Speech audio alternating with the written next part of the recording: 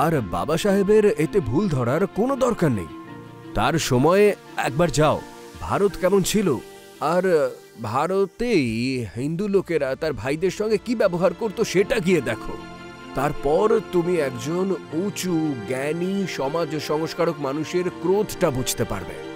মৃত্যুর 3 মাস আগে পর্যন্ত সে চেষ্টা করেছে যে ঠিক হয়ে যাবে, ঠিক হয়ে যাবে, এই ধর্ম ঠিক হয়ে যাবে, শুধরে যাবে, কিন্তু কোনো লোক শুধরতে রাজি নয়। যখন তিনি মৃত্যুকে সামনে দেখছেন, বলেন এসো, তোমায় যদি এই অবস্থায় আমি ছেড়ে চলে যাই, তাহলে এই যে বর্ণ ব্যবস্থা সেটা তোমার উপর শোষণ করতেই থাকবে, ছেড়ে দাও তাদের।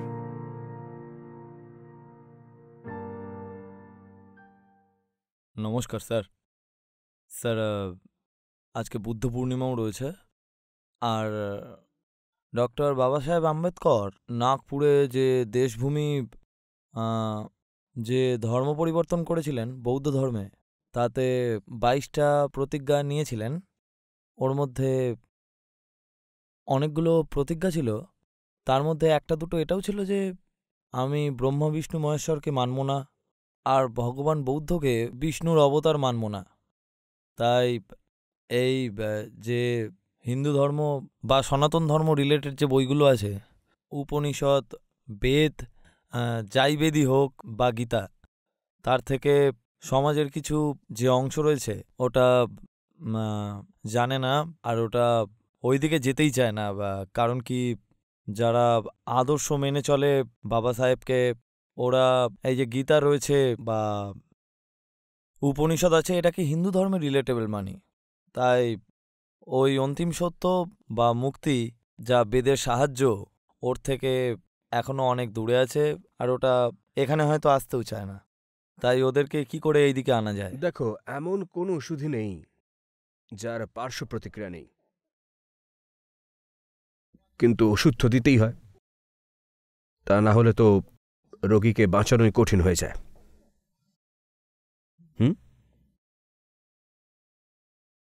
যদি মিথ্যা ও শোষণকারী ধার্মিকতা বন্ধন হয়ে দাঁড়ায়,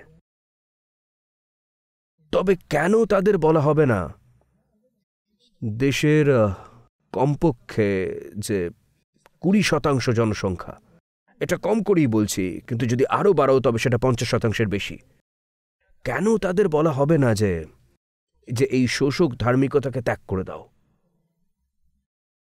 বলতেই হবে। আর এই যে প্রক্রিয়াতে যে শোষণকারী ধার্মিকতার প্রতীকগুলো আছে সেগুলোকেও ত্যাগ করে দিতে বলতে হয়।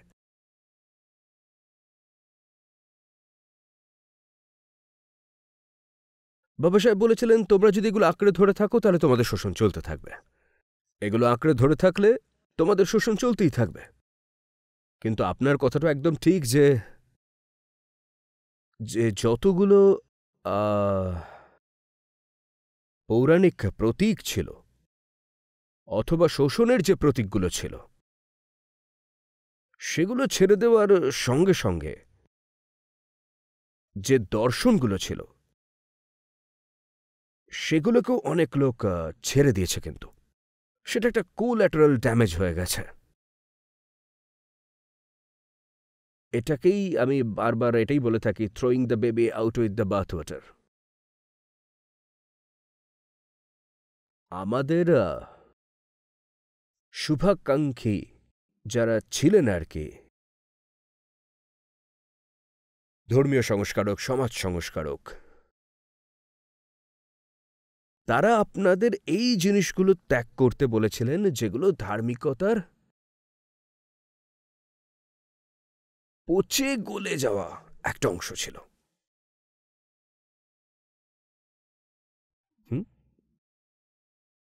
কিন্তু আমরা তাদের কথাগুলোকে ভিত্তি করে ধার্মিকতার কেন্দ্রটাকেই ত্যাগ করে দিয়েছি। ধার্মিকতার কেন্দ্রটাকেই যদি ত্যাগ করে দিতে চাই, তবে বাবা সাহেব এটাই শুধু বলতেন যে এখন আমি হিন্দু নই। তিনি বলেছিলেন আমি হিন্দু নই, কিন্তু এখন আমি বুদ্ধের শরণে যাচ্ছি। বুদ্ধং শরণং গচ্ছামি, সংঘং শরণং গচ্ছামি। ভাবুন এর অর্থ কি হতে পারে। তিনি এটাও তো বলতে পারতেন যে আমি অনিশ্বরবাদী হয়ে গেলাম, আমি নাস্তিক হয়ে গেলাম, আমি কোনো ধর্মকেই মানি না। তিনি মেনে নিয়েছেন যে ধর্ম মানুষের মূল প্রয়োজনের মধ্যে অন্যতম, তাই তিনি ধর্মকে ছেড়ে দেননি। তিনি হিন্দু ধর্মের সংস্কার করার চেষ্টা করেছিলেন, কিন্তু সমাজ যদি পরিবর্তিত হতে না চান তো তিনি কি করবেন? তিনি ধার্মিকতাকে ছাড়েননি, তিনি সেই সমাজকে ছেড়ে দিয়েছিলেন যে নিজের শোষক বৃত্তি ত্যাগ করতেই চাইছিল না। আর সেই শোষক বৃত্তিকে আরো বৃদ্ধি করার জন্য যারা ধর্মকেও বিকৃত করে রেখেছিল, তাই বাবা সাহেব বললেন এমন সমাজটাকেও বলো টাটা বাই বাই, আর ওই সমাজে ধর্মের মধ্যে যেসব বিকারগুলো আছে সেগুলোকেও বলো আলবিদা, তোমরা চলো। আবার একবার ভেবে দেখো বিষয়টা, যদি ধার্মিকতাই খারাপ হতো তাহলে বাবা সাহেব কেন বৌদ্ধ হলেন? কেন হলেন? ধার্মিকতা খারাপ নয়, ধর্মের মধ্যে আমরা যেসব দূষিত উপাদান মিশিয়ে দিয়েছি নিজেদের স্বার্থে সেগুলোই খারাপ। হ্যাঁ, সেগুলোই খারাপ।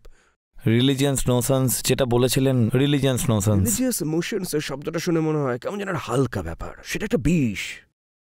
আমরা যেটাকে ধর্ম বলে ধরে নিয়েছি সেটা আসলে বিষ। বাবা সাহেব এই বিষটাই ত্যাগ করতে বলেছিলেন। সাধারণ মানুষ যেটাকে জীবনে ধর্ম ভেবে পালন করে থাকেন সেটা ধর্ম নয় কিন্তু। আর শুধু বাবা সাহেবই নয়, তুমি বৈদিক ঋষিদেরকেও নিয়ে এসো, তারাও মাথায় হাত দিয়ে বসে পড়বেন, তারা বলবেন আমরা কি তোমাদের ধর্ম শিখিয়েছিলাম? এই যে তোমাদের অন্ধবিশ্বাস, সব এই ধরনের এই কুরীতি প্রথা পরম্পরা পালন করে চলেছ, আমরা কি এই ধর্ম তোমাদের শিখিয়েছিলাম? জাতিবাদী। এই যে তুমি, এটা শুধু জাতিবাদী নয় কিন্তু, জাতিবাদের ক্ষেত্রে মনে হয় যেন অন্য কাউকে শোষণ করা হচ্ছে। সাধারণ মানুষ, সাধারণ হিন্দু যে ধর্মকে ধরে রেখেছে সেটাতে সে নিজেকেও শোষণ করে আর নিজের পরিবারকেও শোষণ করে থাকে। সে দুনিয়াকেও বাঁচতে দেয় না, নিজেকেও বাঁচতে দেয় না, এমনকি প্রকৃতিরও শোষণ করে।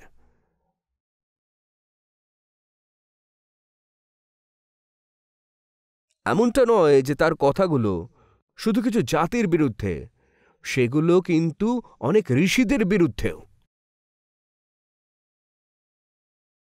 দেখো, আমরা দুটো ব্যাপারকে কখনো বুঝতে পারি না, আলাদা আলাদা করে দেখতেও পারি না। আমাদের মনে হয় যে একটা হলো সমাজ, একটা হলো সমাজ, আর একটা হলো সেই আধ্যাত্মিক মানুষ যে এই সমাজের থেকে পৃথক হয়ে এই সমাজকে বদলাতে চায়। এই কথাগুলো ভালো করে বুঝে নাও। এটা সমাজ, আর সমাজ গড়ে ওঠে সাধারণ লোকেদের নিয়ে, মিডিওকার লোকেদের নিয়ে। তারা নিজেদের স্বার্থে একটা ব্যবস্থা তৈরি করে নেয় আর সেটাই ধরে চলতে থাকে। আর এই সমাজের মধ্যেই এমন কিছু অত্যন্ত বিদ্রোহী, প্রতিভাশালী এবং বিরল মানুষ জন্ম নেয় যারা বলে আমরা এই সামাজিক ব্যবস্থার মধ্যে থাকবই না। পুরনো সময় এই মানুষগুলো সমাজের সাধারণ নিয়ম ও সমাজের গণ্ডি ভেঙে বাইরে চলে যেত, আলাদা হয়ে যেত। বাইরে চলে যেত কারণ তারা এই ধরনের সমাজে টিকে থাকতেই পারত না, তাদের দম আটকে যেত, নাহলে সমাজ তাদের মেরে ফেলত।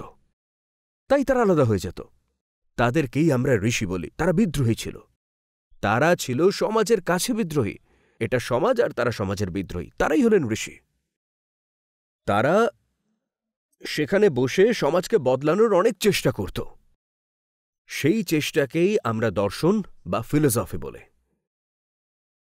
এখন সমাজ একটা নির্দিষ্ট পথে চলছে, একটা তার ধারা রয়েছে। আর ঋষিদের খুব ছোট্ট একটা গোষ্ঠী ছিল যারা সমাজকে একেবারে নতুন কিছু শেখাতে চেয়েছিল। বুঝতে পেরেছ? তারা সমাজকে বলতো তোমরা ভুল করছো, পুরনো অন্ধকারে হাঁটছ, বোঝো, নিজেকে এবার কিছুটা চেনো।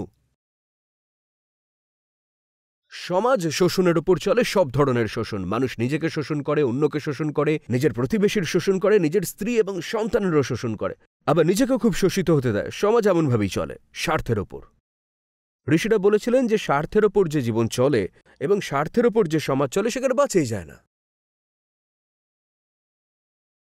তো সমাজ যা কিছু চালাচ্ছিল সেগুলো সব সামাজিক ব্যবস্থার মধ্যেই পড়ে। তার মধ্যে তুমি বর্ণাশ্রমকে রাখতে পারো, আর যেসব স্মৃতি সাহিত্যগুলো আছে সেগুলোও সামাজিক। তাই এটাও বলা হয়েছে যে স্মৃতি সাহিত্যগুলো আছে সেগুলো পুরোপুরি সামাজিক, এগুলো মানুষই লিখেছে, এগুলো সমাজ লিখেছে।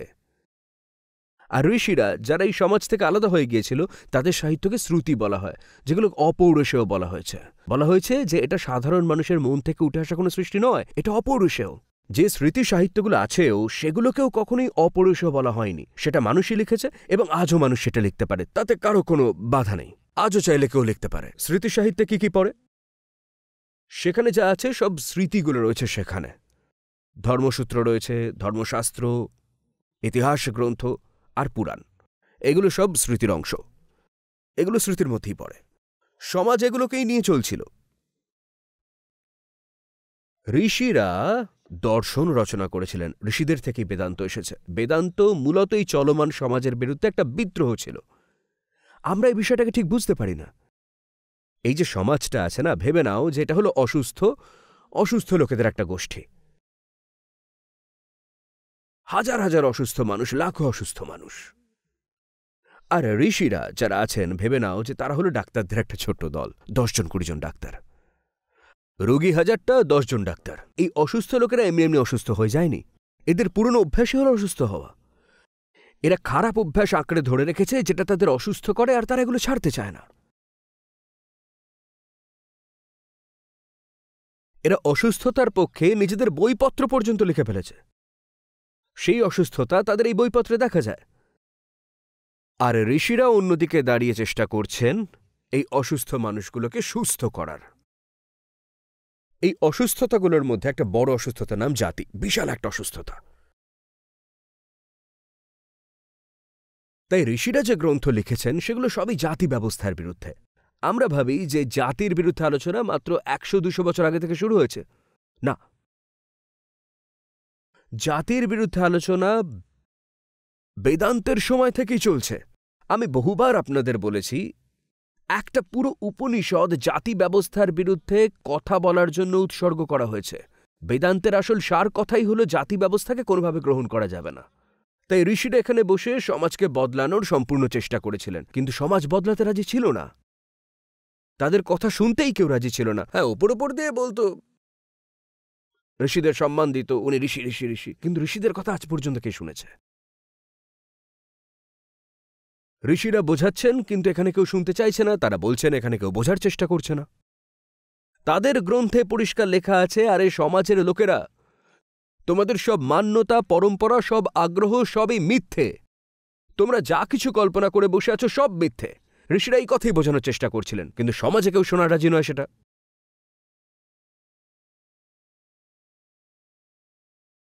আজ পরিস্থিতি এমন যে আমরা বুঝতেই পারছি না যে সমাজ ছিল রোগী আর ঋষিরা ছিল ডাক্তার, আর যারা রোগীকে সারানোর চেষ্টা করছিলেন। আজ আমরা এটা বলছি যে ঋষিরাও ওই সমাজের অংশ ছিলেন। আজ আমরা বলি ঋষিরাই অসুস্থতা ছড়িয়েছেন। কিন্তু এটা দেখি না যে ঋষিদের প্রেসক্রিপশন কি ছিল। আগে এটা তো দেখে নাও তারা কি বলছিলেন, তারা কোথায় জাতি ব্যবস্থার কথা বলেছিলেন। বরং তারা তো জাতি ব্যবস্থাকে ধাওয়া করে দৌড় করেছিলেন। তোমাদের সবচেয়ে বড় নির্বুদ্ধিতা হলো জাতি, এটাই ঋষিরা বলেছিলেন। ঋষিরা কি বা করতেন? তাদের তো তোপ গোলা বন্দুক ছিল না। তারা কিভাবে সমাজকে বদলাতেন? তারা শুধু কথা বলতে পারতেন। তারা বলেছেন, তাদের কথা কেউ শোনেনি, বেচারারা আর কি করতে পারত? আজ তো অবস্থা এমন যে জাতিবাদের দোষ ঋষিদের ঘাড়ি চাপিয়ে দিচ্ছে। ঋষি মানে যারা দার্শনিক ঋষি ছিলেন। আমরা বলছি ঋষিরাই ছড়িয়েছে। এটা এরকম কথা হলো যে একদমই জঘন্য ধরনের একজন স্টুডেন্ট, যেমনটা আমাদের পুরো সমাজ, আর একজন শিক্ষক তাদের শেখানোর জন্য এসেছেন। শিক্ষক তাদের একটা খুব ভালো বই দিয়েছে যেটা তিনি নিজে লিখেছেন, খুব ভালো বই, এটা পড়লে তোমরা পাশ করে যাবে। কিন্তু স্টুডেন্টরা কমিকের বই নিয়ে ব্যস্ত, কেউ এন্টারটেনমেন্টের বই নিয়ে ব্যস্ত, আবার কেউ উড়ন্ত ঘোড়ার কল্পনার গল্পের বই নিয়ে বসে পড়তে। সবাই তার নিজের পছন্দের বই নিয়ে বসে পড়ছে। আর শিক্ষক বলছেন যে আমি যে বইটা দিয়েছি সেটা পড়ো, এটা একটা উপনিষদ, এটা পড়ো। কিন্তু সেখানে যে স্টুডেন্ট রয়েছে তাদের মধ্যে লম্পটগিরি চলছে, তারা নিজের নিজের পছন্দের বই নিয়ে বসে রয়েছে সেখানে। শিক্ষকের দেওয়া বই কেউ পড়লই না। আর সময় যেতে থাকলো, আর শেষে গিয়ে দেখলো ছাত্ররা একদম ফেল করেছে। আর ফেল হয়ে যাওয়ার পর তারা শিক্ষককে পেটালো। তারা বলল, তুই শিক্ষক ছিলি, তুই আমাদের পাশ করাসনি কেন? আরে কিভাবে পাশ করাবে? যে বইটা দিয়েছিল সেটা পড়েছ? ভারতে আজ পর্যন্ত কতজন ভগবদ্গীতা সত্যি সত্যি পড়েছেন? কত লোক পড়েছেন? ঋভু গীতা কতজন পড়েছেন? অবধূত গীতা কতজন পড়েছেন? বলো আমাকে। শিক্ষক যে সত্যিকারের বইগুলো দিয়েছিল সেগুলো কেউ পড়েনি, সবাই নিজের মতো বই পড়েছে। আর নিজের মতো বই পড়ে সবাই ফেল করে গেছে। আর যেই ফেল করেছে টিচারকে মারছে, আর শিক্ষকের দেওয়া বই পড়াচ্ছে। বলছে উপনিষদ জ্বালিয়ে দাও, এর জন্যই আমাদের সর্বনাশ হয়েছে। আর উপনিষদ যদি তোমার সর্বনাশ করে, তুমি পড়লে কখন সেটা? তারা নিজেদের বই পড়াচ্ছে না, তারা শিক্ষকের বই পড়াচ্ছে। তারা বলছে শিক্ষকের দেওয়া বইটাই সব থেকে খারাপ। কিন্তু শিক্ষকের দেওয়া বইটা পড়লে কখন? আরে শিক্ষকের কথা শুনলে কখন? কথাগুলো বুঝতে পারছো? খারাপ জিনিসগুলোকে ছেড়ে দিতে হয়, সত্যকে কি ছেড়ে দিতে হয় নাকি? হ্যাঁ, খারাপ জিনিসকে ছেড়ে দাও। বাবা সাহেব একদম ঠিক করেছিলেন। তিনি বলেছিলেন এখানে ধর্মের নামে ৯৯% শুধু খারাপ জিনিসগুলোই বেঁচে আছে, এটাকে ত্যাগ করো। কিন্তু ভুসির মধ্যে যদি হিরে পাও, তবে কি তুমি হিরেটাকেও ফেলে দেবে? ফেলে দেবে হীরাকে? ভুসি ফেলছো ফেলো, হিরেটাকে ফেলো না। কিন্তু হিরে আছে, বলবে না যে হিরে নেই, হিরে আছে। বৈদিক ধর্মের কেন্দ্রে কোনো জাতি নেই। বৈদিক ধর্মের কেন্দ্রে আছে বেদান্ত। কেউ যদি তোমাকে জিজ্ঞেস করে বৈদিক ধর্ম কিসের ভিত্তিতে চলে, এটা বলবে না যে জাতিবাদের ওপরে, বলবে বেদান্তের ওপর। বেদান্তের ওপর নির্ভর করে চলে। আর এর উচ্চতর দর্শন কোথাও কিছু নেই। আমি বলছি না, তুমি যে কোনো দার্শনিকের কাছে যাও, সেই একই কথা বলবে, the philosophy of the self. এখানেই সব কথা শেষ হয়ে যায়। এটাকে তুমি কিভাবে ছাড়তে পারো?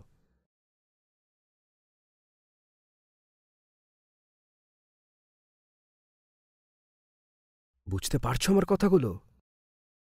দুটো কাজ একসঙ্গে করতে হয়। যেখানে ময়লা আছে সেটাকে অবশ্যই ছাড়ো, দ্বিধা ছাড়া। জীবন খুব ছোট, ময়লার কতদিন বয়ে বেড়াবে? ছেড়ে দাও। কিন্তু যেখানে হিরে আছে সেটার কদর করো। দুটো কাজ করতে হয়।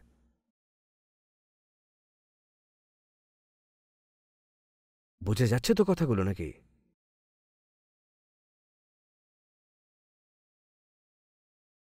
না হলে তো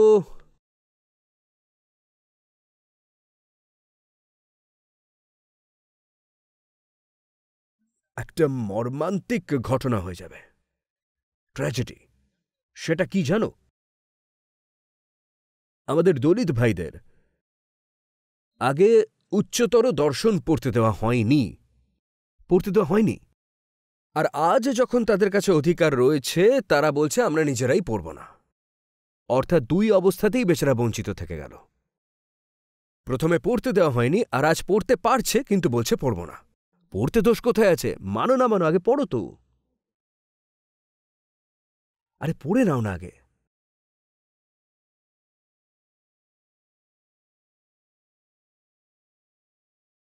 আর এতে বাবা সাহেবকে দোষারোপ করার কোনো প্রয়োজন নেই। তার সময়ে যাও, তখন ভারত কেমন ছিল, আর ভারতের হিন্দুরা নিজেদের ভাইদের সঙ্গে কি আচরণ করত, সেই আচরণটা দেখো। তারপর তুমি একজন উচ্চ স্তরের বিদ্বান ব্যক্তির আক্রোশ কেন হয়েছিল সেটা বুঝতে পারবে। মৃত্যুর ৩ মাস আগে পর্যন্ত তিনি চেষ্টা চালিয়ে যাচ্ছিলেন, শুধরে যাক, শুধরে যাক, এই ধর্ম শুধরে যাক, শুধরে যাক, শুধরে যাক। লোকেরা রাজি হয়নি শুধরানোর জন্য। যখন তিনি দেখলেন অন্ত সন্নিকটে, তখন বলেন এসো। তার সঙ্গে যারা ছিলেন দলিত বর্গের মানুষজন ছিলেন। তো আমি যদি তোমাদের সঙ্গে এই অবস্থায় রেখে যাই, তবে বর্ণ ব্যবস্থা যেটা রয়েছে সেটা তোমাদের শোষণ করতেই থাকবে। তাই ত্যাগ করে দাও, বর্ণ ব্যবস্থাকে একবার ত্যাগ করো। বর্ণ ব্যবস্থা কোনোভাবেই বেদান্ত সম্মত নয়। শুধু বর্ণ ব্যবস্থাই নয়, পুরো যে বর্ণাশ্রম ব্যবস্থাটা, সেটাও বেদান্ত সম্মত নয়। বেদান্ত বলে যে তুমি দেহ নও, তুমি দেহ না হলে তোমার বয়সই হবে না, আর বয়স না হলে আশ্রম প্রথা চলবে না। আর যখন তুমি শরীরই নও, তখন কোন বর্ণ তোমার? শরীর ছাড়া জাতও চলতে পারে না। ব্যাস, কথা শেষ, দুটোই শেষ। বেদান্ত তোমাকে শুধু চেতনা হিসাবে দেখে, যার লক্ষ্য হল নিজের বিলুপ্তি, নিজের শেষ হওয়া, মুক্তি, শূন্যতা। এখানে বেদান্ত আর বৌদ্ধ দর্শন একেবারে এক হয়ে যায়। সমাপ্ত হয়ে যাও, মুক্ত হয়ে যাও, কিছুই না থাকুক, পুরো শূন্য হয়ে যাও। বাস্তবে জাতিভেদ দূর করার জন্য বেদান্তের চেয়ে ভালো কোনো পদ্ধতি আর নেই। বৈদিক ধর্ম যদি আমাদের হয়, তাহলে বেদান্ত আমাদের দর্শন। আর যে সত্যিকারের বৈদিক হয়ে গেছে, সে আর কখনোই জাতিভেদ মানতে পারবে না। সে জাতিভেদ শুনলে হাসতে থাকবে, বলবে কি মূর্খতা। আমরা যে গানটা গাই না, জাতি আমাদের আত্মা, আর গোত্র আমাদের ব্রহ্ম, আর সত্য সত্য আমাদের পিতা, আর মুক্তি আমাদের ধর্ম। জাতি আমাদের আত্মা, গোত্র আমাদের ব্রহ্ম, সত্য আমাদের পিতা, আর মুক্তি আমাদের ধর্ম। এটাই বেদান্ত। কিন্তু আমাদের সমাজ বেদান্তকে মেনে নিতেই রাজি নয়। আজও হিন্দুরা তাদের ধর্মে এমন সব ধারণা করে রেখেছে যার কোনো মানে নেই। এর ফল কি হবে? যারা নিজেরা সম্মানের সঙ্গে বাঁচতে চায়, তারা হিন্দু ধর্ম ছেড়ে দেবে। বাবা সাহেব ছেড়ে দিয়েছিলেন, জানি না আরো কতজন ছেড়ে দেবে। আর তুমি তাদের দোষ দিতে পারবে না, কারণ মানুষের কাছে সম্মান আর স্বাধীনতা অনেক বড় ব্যাপার। তারা কিভাবে সেই সব লোকেদের সঙ্গে থাকবে যারা তাদেরকে সমান মনেই করে না, যারা তাদের হীন এবং নিচু মনে করে, তাদের সঙ্গে কিভাবে থাকবে? শুধু এটাই নয় যে জাতিভেদের জন্য ছেড়ে চলে যাবে, বুদ্ধির জন্যও লোক ছেড়ে চলে যাবে। কিন্তু যার মধ্যে বুদ্ধি, মেধা, চিন্তা শক্তি এবং প্রজ্ঞা একটু শক্তিশালী হয়ে উঠবে, সে বলবে আমি এমন ধর্মে থাকতে পারবো না যেখানে এত অন্ধবিশ্বাস আর কুপ্রথা আছে। আর কুপ্রথার মধ্যে সবচেয়ে বড় হলো জাতিভেদ। সে বলবে আমি ছেড়ে দেব।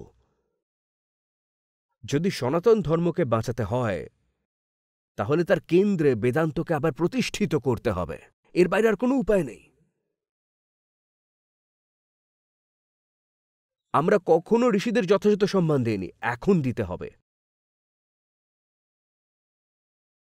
আর আমাদের যে কোনো সাধারণ বইকে গ্রন্থ বা শাস্ত্র এটা বলা বন্ধ করতে হবে। ধর্ম এটা হলো মুক্তির উপায়। ধর্মের একমাত্র উদ্দেশ্য হলো মুক্তি। কিসের মুক্তি? অহংকারের মুক্তি। তাই শুধুমাত্র সেই বইকেই শাস্ত্র বলা যেতে পারে যা অহংকারের মুক্তির কথা বলে। যে বই এদিক সেদিক 50 ধরনের গল্প বলে, আমাদের সেগুলোকে শাস্ত্র হিসেবে অস্বীকার করতে হবে। ধর্মের জগৎ আমাদের বিনোদনের জন্য নয়, ধর্মের জগৎ আমাদের মুক্তির জন্য। যে বই মুক্তিতে সাহায্য করে, আমরা তাকেই মেনে নেব। বাকি সব জিনিস তো পুরনো সংগ্রহশালায়, সেখানেই জায়গা পাক।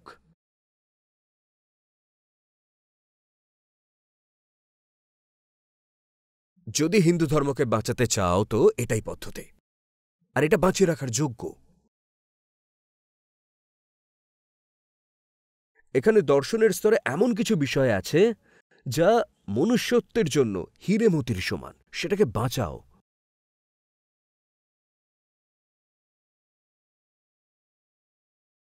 হীরের ওপর যদি ওই 10, 20, 50 টন আবর্জনা ফেলে দাও, তাহলে যা হওয়ার তাই হবে। সেটা আবর্জনার সঙ্গে হিরেও ফেলে দেওয়া হবে। কবির সাহেব গিয়েছিলেন না, মোরা হীরা হারায় গেও কচরে মে? তিনি সনাতন ধর্মের কথাই বলেছিলেন। হীরা হারায় গেও কচরে মে। আমরা আবর্জনাকে পুজো করছি, আর হিরে কোথায় আছে তা আমাদের জানা নেই।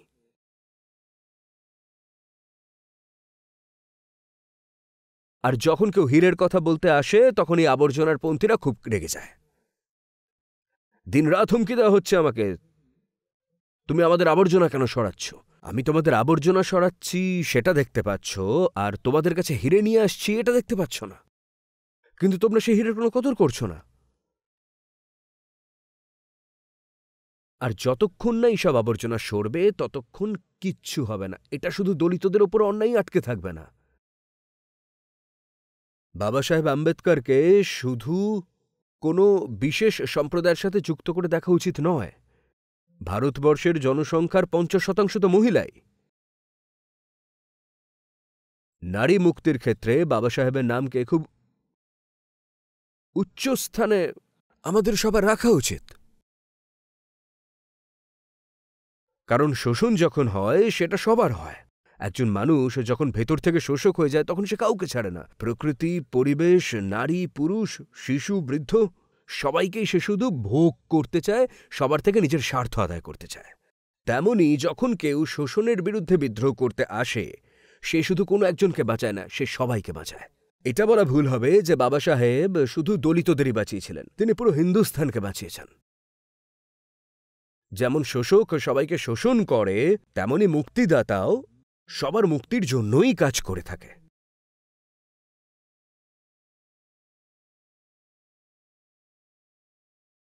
কিন্তু তুমি আর কতদিন অপেক্ষা করবে যে কেউ আসবে আর এসে তোমায় বাঁচাবে?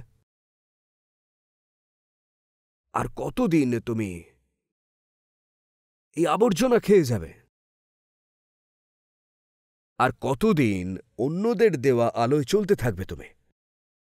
অসাধারণ আলো দেওয়া এক ঝলমলে হিরে হল বেদান্ত, আর সেটাই তোমার ধর্মের মূল মর্ম, উৎস, কেন্দ্র।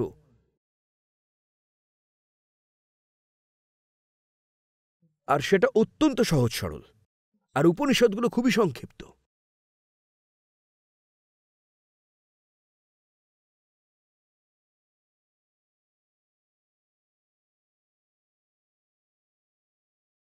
কথাগুলো বুঝতে পারছো? তোমার প্রশ্ন শুনে মনে হচ্ছিল তুমি যেন বলতে চাইছো যে আমাদের দলিত ভাই বোনেরা বেদান্ত তারা পড়ে না। ভালো, তো বলো তো যে যারা দলিত নন তারা কতটা বেদান্ত পড়ছেন? তারা কতটা পড়ছেন? হীরের কদর তো কেউই করছে না,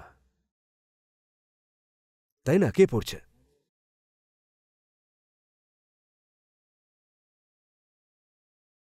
ধর্ম কি? আমাদের কাছে শুধু সেটা স্বার্থ আর মনোরঞ্জনের আড্ডাখানা। কামনা পূর্তির জন্য যাই ধর্মের দিকে, আর ওই হই হল্লা করার জন্য যাই। স্যার, যেইভাবে আজকাল আমিও খুব বেশি দেখেছি যে বহু লোকের মনে এবং দলিতদেরও মনে এটাই আছে যে বেদের সঙ্গে কোনো সম্পর্ক রাখতে হবে না, কারণ কোথাও না কোথাও শোষণ এখানেও হবে। সেইভাবে আমি এমনও লোকেদের দেখেছি যারা জাতিবাদকেও রিভাইভ করার চেষ্টা করে। ওরা এটাকে আলাদা আলাদা নাম দেওয়ার চেষ্টা করে, আর রাদার ওরা এই জিনিসটাকে সত্যি প্রমাণ করার চেষ্টা করে প্রথমে যে ব্যবস্থাটা ছিল ওখানে কোনো না কোনো লজিক ছিল, এইভাবে বোঝাতো। কি যুক্তি ছিল?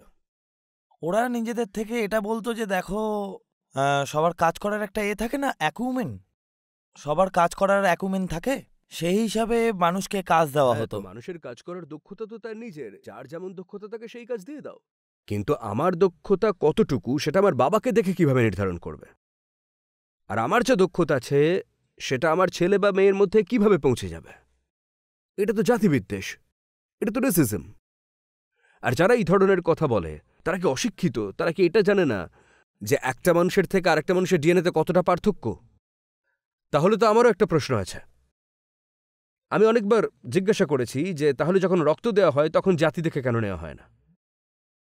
যখন ডেঙ্গু হয় তখন তো হাই হাই করতে করতে পৌঁছে যাও, প্লেটলেট দাও, প্লেটলেট দাও। তো তখন কি বলো যে আমার এই জাতের প্লেটলেট দাও?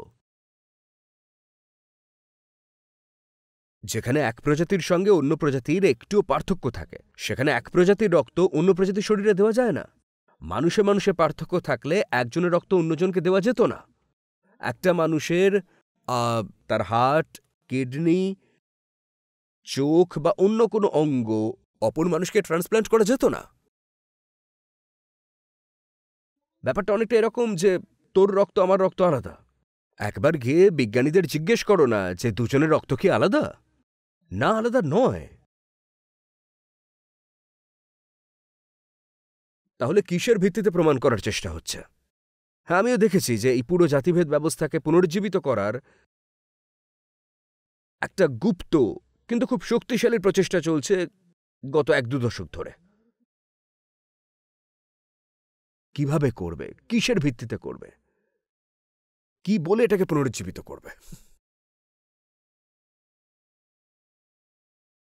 কিন্তু আপনি যে যুক্তি দিলেন সেটা বৈজ্ঞানিক তত্ত্ব, যারা সাধারণ মানুষ, যারা হোয়াটসঅ্যাপ ইউনিভার্সিটিতে বিলিভ করে, নয়তো ও বিজ্ঞান জানে, না তো ও বেদ জানে। আসলে ওর সাথে হয় যেটা, ওর মাথায় এমন কিছু ঢুকিয়ে দেওয়া হয় যেখানে ও নিজের আলাদা একটা ধারণায় চলে। যারা আমাদের ঋষি ছিলেন তারা এটা জানতেন, ওটা আমি যে জানতেন। কথাটা বললাম এটা বুঝতে কতটুকু আইকিউ লাগে? কখনো তোমার রক্ত দেওয়া হয়েছে? হ্যাঁ, যদি তোমার না হয় অন্য পাশে কাউকে দেওয়া হয়েছে। রক্ত কি জাত দেখে দেওয়া হয়েছিল? তাহলে রক্ত আর রক্তের মধ্যে পার্থক্য কোথায় সেটা বলে দাও। আরও একটা কথা আমি বলছি যে চালাক সবাই। আজকের সমাজে সাধারণ জীবনযাপনে কে বা কার জাত জিজ্ঞেস করে এটা আমাকে বলো। তুমি যে রেস্টুরেন্টে বসে আছো, যে ওইটার খাবার পরিবেশন করছে তার জাত জিজ্ঞেস করছো? সেখানে কি করছো তুমি? খাবার খাচ্ছ আর বলছো যে এটা খুব ভালো হয়েছে, ওটা ভালো হয়েছে, ওটা দাও। Baby, do you like that music? সেখানে কি বলো যে baby, do you like that জাত? তখন তো বলো যে বেশ ভালো পরিবেশ, দারুণ খাবার, সুন্দর গন্ধ। কি এগুলোই বলো তো? গিয়ে তো জিজ্ঞেস করো না যে শেফের জাত কি? যাও কি জিজ্ঞেস করো। তো যেখানে প্রতিদিনের জীবনের সুবিধার স্বার্থের প্রশ্ন আসে সেখানে কেউ জাত জিজ্ঞেস করে না। ডাক্তারের কাছে গিয়ে তো জাত জিজ্ঞেস করো না। জিজ্ঞাসা করো, হায় হায় করতে করতে দৌড়ে যাচ্ছ। যখন মৃত্যুর সামনে দাঁড়াচ্ছে তখন তো একেবারে জাত জিজ্ঞেস করছো না, কারণ তুমি তো অজ্ঞান। এই ধরো এখন যদি কেউ তোমায় গাড়ি চাপা দিয়ে যায়, তো লোকজন তোমাকে তুলে নিয়ে যাবে। তখন এমার্জেন্সিতে থাকা ডাক্তারের জাত জিজ্ঞাসা করবে তুমি, কিন্তু সেই ডাক্তারই তোমার প্রাণ বাঁচাবে। তাই জাতের প্রশ্ন এখন এমনিতেই খুব কম এসেছে। ট্রেন বা ফ্লাইটে তোমার পাশের সিটে কে বসে আছে তার জাত জিজ্ঞেস করো। আজ অব্দি এয়ার হোস্টেসের জাত কে কে জিজ্ঞেস করেছে বলো আমায়? জিজ্ঞাসা করেছ? আর এটাও কেউ করো না যে জাত জানি না, তাহলে অস্পৃশ্য হতে পারে, আমি একে ছোব না, ধরবই না একে। একটাই জায়গা রয়েছে যেখানে আজও আমরা এসে আটকে যাচ্ছি, সেটা হলো বিয়ের ক্ষেত্রে। নাহলে এমনিতেই আধুনিক এই সমাজে জাতপাত পেছনে অনেক সরে যাচ্ছে। আর মানুষের মন যত উদার হতে থাকবে আর জীবনের বোঝা এবং বন্ধন যত কমবে, ততই বিয়ের ক্ষেত্রেও জাতের প্রভাবটা অনেকটাই কমতে থাকবে। যারা আজ জাতি ব্যবস্থাকে ফিরিয়ে আনার চেষ্টা করছে তাদের দুঃখের সঙ্গে বলতে হচ্ছে, ভাই এটা সম্ভব নয়। কিন্তু আর এমনটা নয় যে আপনাকে শুধু আধ্যাত্মিকতাই হারাবে, আপনাকে বিজ্ঞান হারাবে, আপনাকে আধুনিকতা হারাবে। যে আপনারা করতে চাইছেন সেটা আজ থেকে 200 বছর আগে সম্ভব ছিল, কিন্তু এখন সেটা সম্ভব নয়। চেষ্টা করতে চাইলে করে দেখতে পারেন।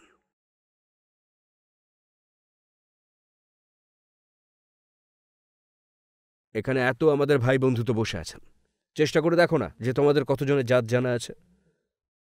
কতজনেরটা জানো? যাদের পদবি দেখে জাত বোঝা যায় তাদেরটা তবু জানা যায়।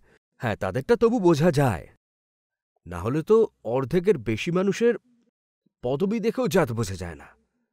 আর যাদেরটা বোঝা যায় সেই পদবিও কেউ মনে রাখে না। কেন মনে রাখবে সেটা? জাতপাত তো এমনিতেই চলে যাচ্ছে। এখনই যেটা বেঁচে আছে শুধুমাত্র বিয়ের ক্ষেত্রে। গ্রামে যদি এখনো আছে, আরও কিছু ক্ষেত্র আছে আমি জানি, কিন্তু এটা বিদায় নিচ্ছে। স্যার, জাতিবাদী যে পেশারটা থাকে সেটা বেশিরভাগই মহিলাদের ওপর থাকে। যখন মহিলারা ইন্টারকাস্ট করে তখন ওকে ক্যারেক্টারলেস, তখন ওর ক্যারেক্টারের ওপর কথা তোলা হয়, আর ছেলে ওর কথা মেনে নেওয়া হয় বেশিরভাগ সময়। কিন্তু মহিলাদের ওপর বেশি প্রেশার করা হয়। এই চরিত্রের ধারণাটা ছেড়ে দাও। খুব বড় একটা স্বাধীনতা পেয়ে যাবে ওই চরিত্র নামক জিনিসটা ত্যাগ করে দিলে। আমার আচরণ আমার বোধ থেকে আসবে, সমাজের নিয়ম রীতিনীতির থেকে আসবে না। চরিত্র আসে চর থেকে। চর মানে আমি কেমনভাবে চলছি। আমার চরিত্র আমার চলার ধরন থেকে আসবে। আমি কিভাবে চলবো সেটা আমার কর্ম থেকে আসবে, সেটা আমার আত্মা থেকে জন্ম নেবে, সমাজের হুকুম বা বিধিনিষেধ থেকে নয়। সেটা আসবে কৃষ্ণ থেকে, গীতা থেকে, বেদান্ত থেকে বা সত্য থেকে আসবে। এখান থেকেই আমার আচরণ তৈরি হবে। সমাজ যে ডুজ অ্যান্ড ডোন্টস দিয়ে দিয়েছে, এটা করো ওটা করো না, সেসব থেকে আসবে না এটা। আমি ধার্মিক মানুষ, গীতার কথা শুনবো, বেদান্তের কথা শুনবো। আর যে সমাজের কথা শুনে সে অধার্মিক, নাস্তিক। আমি কি নাস্তিক নাকি? সমাজের কথা শুনবে না গীতার কথা শুনবে? তাহলে এটাই, ধার্মিক মানুষ গীতার কথা শুনবে, আর যে গীতা ছেড়ে সমাজের কথা শোনে সে অধার্মিক, নাস্তিক। ছি!